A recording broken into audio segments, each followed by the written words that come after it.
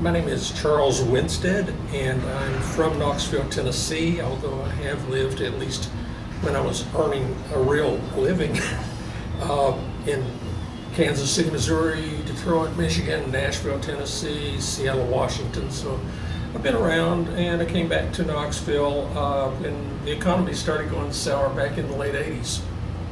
So you traveled a bit to get here. Have you always wanted to write a book? As near as I can figure, and it just dawned on me this past year, I think I realized that I had the worm gnawing inside since 1957 when I was 9 years old, standing out in my pajamas in front of the house here in Knoxville, in East Knoxville, looking up into the sky at 3 o'clock in the morning, all by myself, and I was waiting for Sputnik to fly over.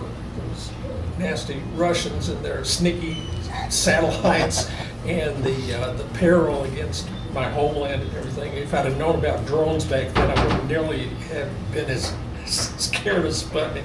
But standing out there, the first time I'd ever, gone out by myself at that time of the morning and everything, I composed my first poem. It wasn't a great poem. I mean, what's a 9-year-old kid at 3 o'clock in the morning standing out, looking up in the sky wearing pajamas going to compose?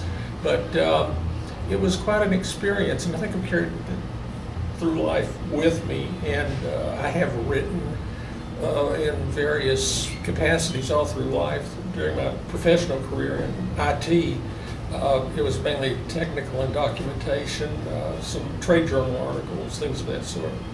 Why do you think Tom's method works? Well, for one thing, and I don't know if you guys are familiar with Natalie Goldberg and her book, Writing Down the Bones, but she talks about Zen exercises of timed writing practices where you sit for 7 minutes and you just keep the pen moving.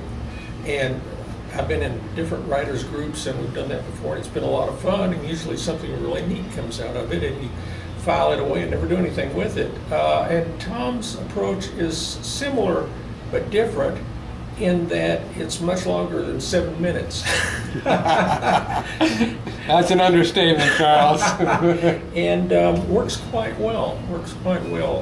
Finding the time to write and insulating myself from the interruptions and disturbances in life have been I think my biggest excuse for not following through and actually doing the whole book up to this time.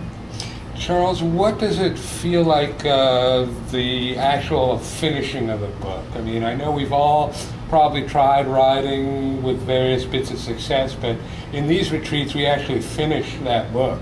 So how does that feel for you? I think I can sum it up in 3 letters, WOW. It's like a wow event. I was kind of skeptical coming into the day because my Word account wasn't up to, as we say in East Tennessee, it wasn't up to snuff at the end of yesterday, and I sat down today and things started coming a little bit better. And then all of a sudden, after about the second break, I wrote down one sentence, and it's like that sentence was a stop sign, and it was, okay, that's it, you're finished, go see Tom. Charles, thanks a lot. I think that people really appreciate that, feeling as to book being done, the fact that it came through, that you didn't know it was going to be done, and next thing you know, it's over. Thanks. Thank you, Ron.